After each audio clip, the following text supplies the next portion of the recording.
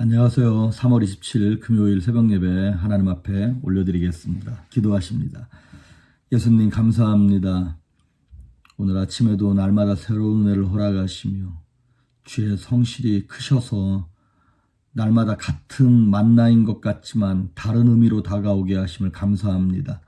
이 아침에도 말씀하시고 깨닫게 하시며 말씀 붙잡고 살아갈 힘을 더하여 주시옵소서. 감사하옵고 예수님의 이름으로 기도했습니다. 아멘.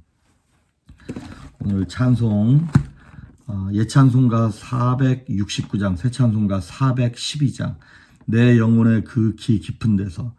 저는 이 찬양 참 좋아하는데 특히 4절에 나오는 가사가 이 땅 위에 험한 길 가는 동안 참된 평화가 어디 있나. 우리 모두 다 예수를 친구 삼아 참 평화를 누리겠네. 이 땅에서 참 평강이 없음을 인식하고 예수님만의 참 평화를 줄 수 있습니다라고 하는 고백입니다. 지금처럼 어려운 때에 이 찬양이 힘이 되었으면 좋겠습니다. 내 영혼의 그 기 깊은 데서 맑은 가락이 울려나네.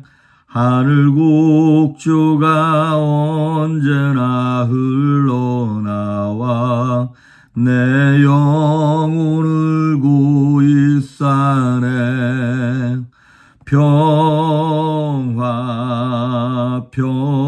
평화로다. 하늘 위에서 내려오네. 그 사랑의 물결이 영원토록 내 영혼을 덮으소서.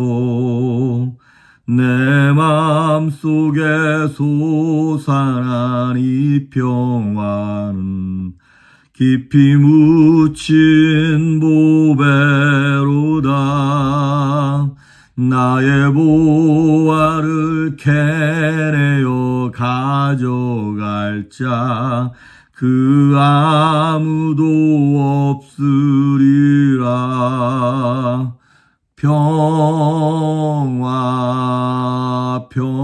평화로다. 하늘 위에서 내려오네. 그 사랑의 물결이 영원토록 내 영혼을 덮으소서. 내 영혼의 평화가 넘쳐남 주의 큰 복을 받음이라. 내가 주야로 주님과 함께 있어 내 영혼이 편히 쉬네.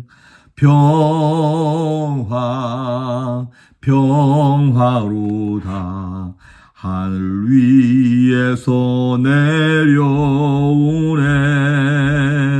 그 사랑의 물결이 영원토록 내 영혼을 덮으소서. 이 땅 위에 험한 길 가는 동안 참된 평화가 어디 있나.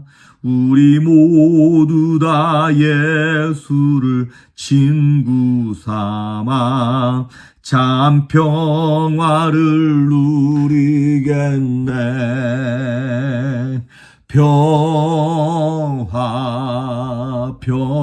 평화로다.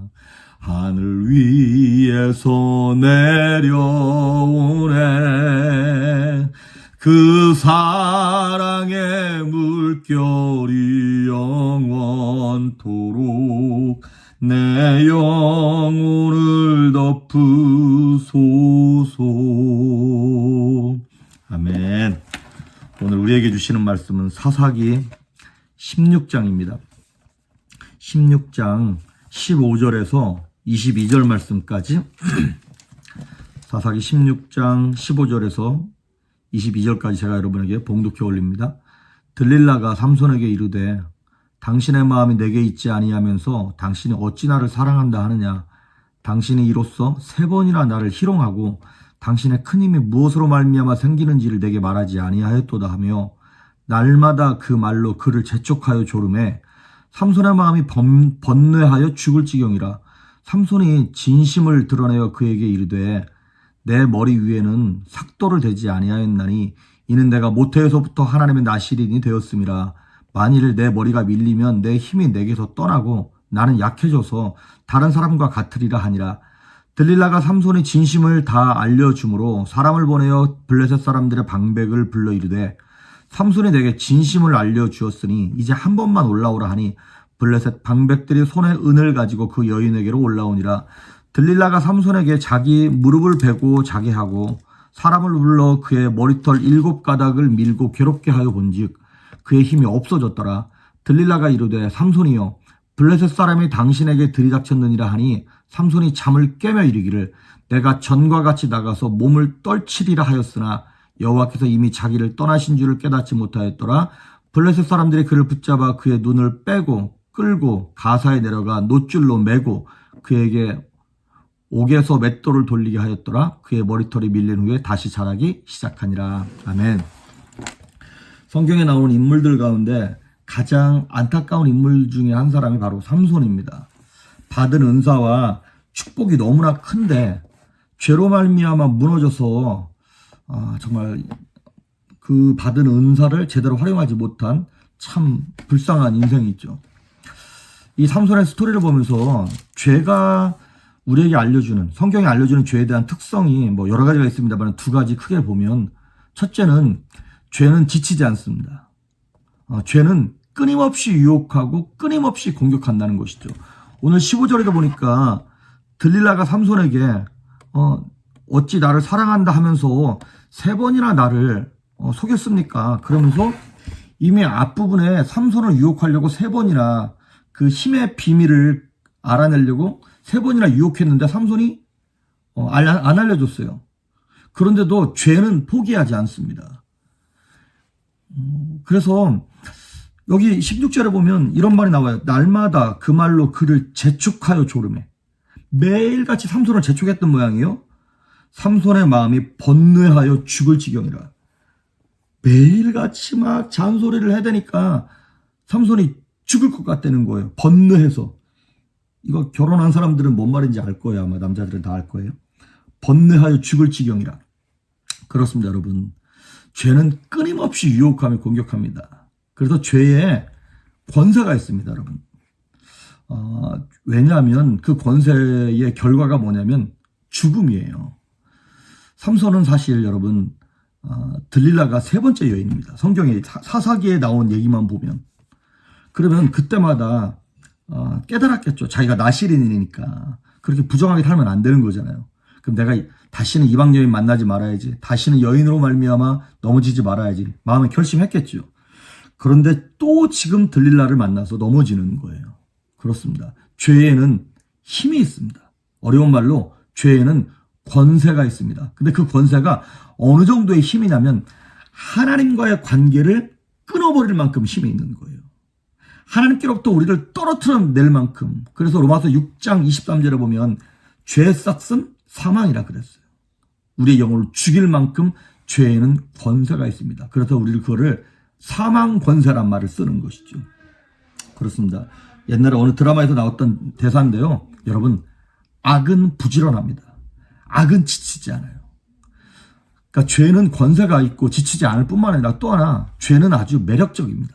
죄는 아주 재미가 있습니다. 잠언 5장 3절에 보니까 음녀의 입술은 꿀을 떨어뜨리고 그 입은 기름보다 미끄러우나 나중은 쑥같이 쓰고 칼같이 날카롭다는 거예요. 그러니까 처음부터 칼 같고 처음부터 쑥처럼 쓰면 아무도 안 가겠죠. 그런데 처음에는 꿀 같다는 거예요. 그 입이 기름보다 미끄러워가지고 너무나 쉽게 거기에 빠져들어간다는 것입니다. 성경에 죄를 상징하는 나라 가운데 애굽이나 바벨론이 있어요. 여러분, 애굽이나 바벨론 둘 다 아주 화려합니다. 아주 매력이 있습니다. 에덴 동산에서 마귀가 선악과를 통해서 아담과 하와를 유혹할 때 보암직 먹음직 지혜롭게 할 만큼 탐스럽다 그랬죠. 보기에 아주 괜찮아 보이는 거예요.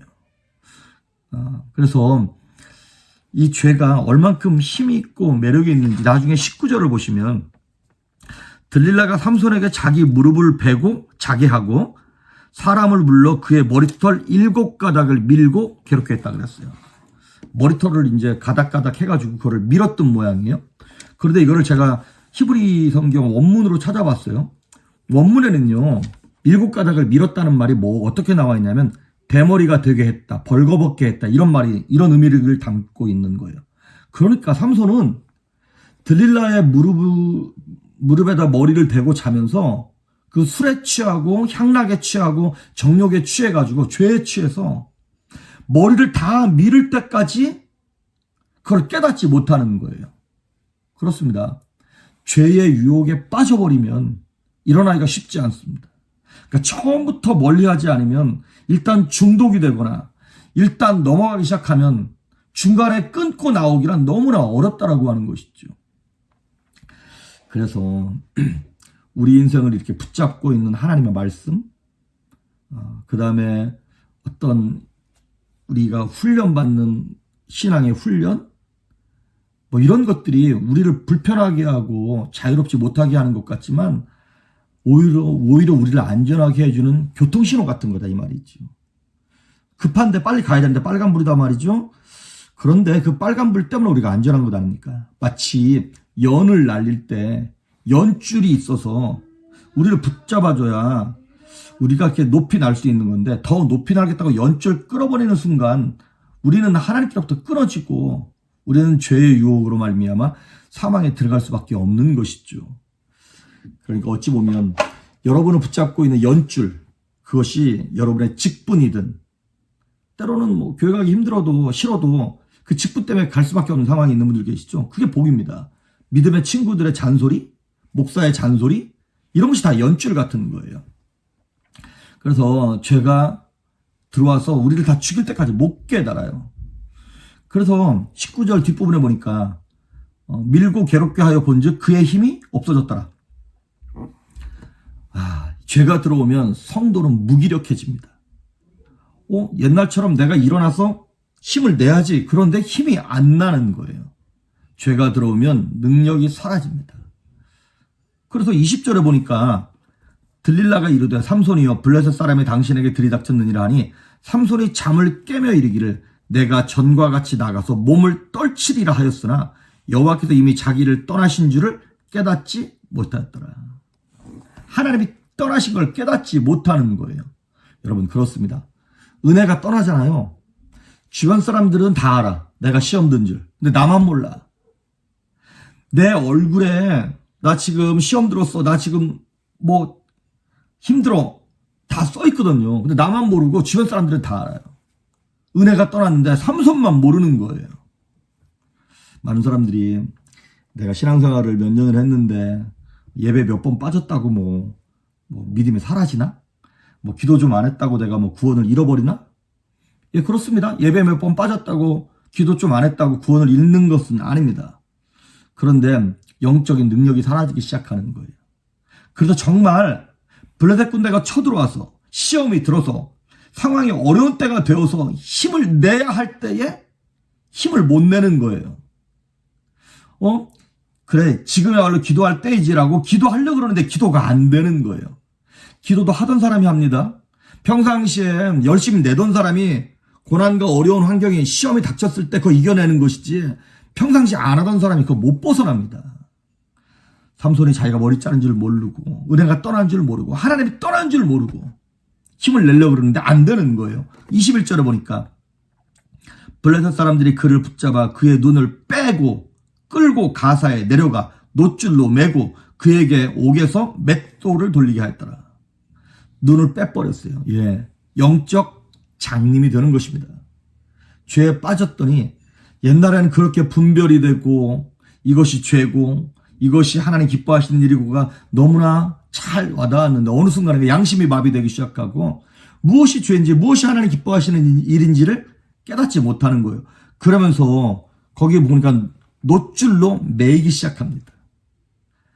자유했던 성도였는데, 그 어느 것에도 매이지 않았던 자유로웠던 성도였는데 죄로 말미암아 매이기 시작하고, 습관에 매이기 시작하고, 사람들의 눈에 매이기 시작하고, 그래서 죄에 매여서 자유롭지 못된 죄의 노예가 돼서 산다는 것이죠. 철저하게 파괴되고 철저하게 바닥을 치게 되는 것입니다.